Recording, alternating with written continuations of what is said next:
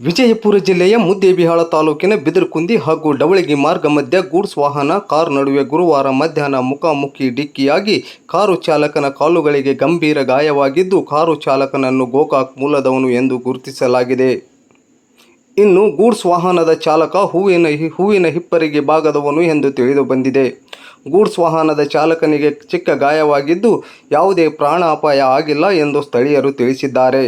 Muddebihal police ಠಾಣಾ ವ್ಯಾಪ್ತಿಯಲ್ಲಿ ಘಟನೆ ನಡೆದಿದೆ. ಅಪಘಾತವಾದ ಸಂದರ್ಭದಲ್ಲಿ ಪ್ರಯಾಣಿಕರು ಹಾಗೂ ಸ್ಥಳೀಯರು ಗಾಯಾಳುಗಳ ನೆರವಿಗೆ ಧಾವಿಸಿ ಹೆಚ್ಚಿನ ಚಿಕಿತ್ಸೆಗೆ ತಾಲೂಕು ಆಸ್ಪತ್ರೆಗೆ ಸಾಗಿಸಿ ಮಾನವೀಯತೆ ಮೆರೆದಿದ್ದಾರೆ.